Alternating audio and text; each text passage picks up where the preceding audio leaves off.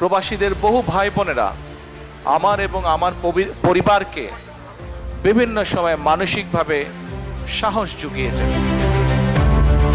প্রায় দেড় যুগ পর আগামী 25 ডিসেম্বর বৃহস্পতিবার সপরিবারে দেশে ফিরছেন বিএনপির ভারপ্রাপ্ত চেয়ারম্যান তারেক রহমান। ইতোমধ্যেই দেশে আসার সব রকম প্রস্তুতি সম্পন্ন করেছেন তিনি। এদিকে তার এই দেশে ফেরাকে স্মরণীয় করে রাখতে দলের পক্ষ থেকে নেওয়া হচ্ছে ব্যাপক প্রস্তুতি। নজিরবিহীন নিরাপত্তার মাধ্যমে লাখো মানুষের উপস্থিতিতে জমকালো সংবর্ধনায় সিক্ত করা হবে আগামীর বাংলাদেশের কান্ডারিকে।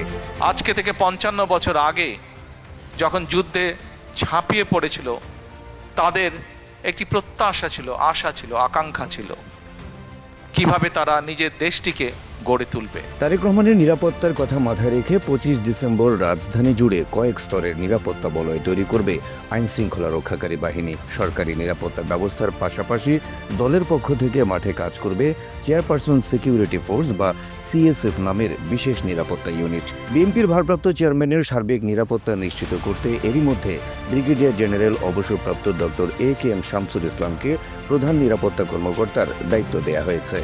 আমাদের দেশটা যদি এমন হতো, আমরা চিন্তা করি না, প্রত্যেকটা মানুষ এখানে আমরা চিন্তা করি। সবকিছু ঠিক থাকলে তারেক রহমানকে বহনকারী বিমান বাংলাদেশ এয়ারলাইন্সের ফ্লাইটটি 25 ডিসেম্বর বেলা 11:55 ঢাকার হযরত শাহজালাল আন্তর্জাতিক বিমানবন্দরে অবতরণের কথা রয়েছে। নিরাপত্তার সংশ্লিষ্ট সূত্র বলছে, তারেক রহমানকে বিমানবন্দর থেকে গুলশান এভিনিউ রোডের 196 নম্বর বাসায় পৌঁছে দিতে সিএসএফ এর পাশাপাশি পুলিশের বিশেষ এসকর্ট থাকবে। নিয়মিত পোশাকে ও সাদা পোশাকে গোটা এলাকা আইন শৃঙ্খলা রক্ষাকারী বাহিনীর নজরের মধ্যে থাকবে। পুলিশের নিয়মিত তল্লাশি চৌকির পাশাপাশি বসানো হচ্ছে অতিরিক্ত তল্লাশি চৌকি। গণতন্ত্রের চর্চার মাধ্যমে ধীরে ধীরে দেশ এবং জাতি এগিয়ে যাবে।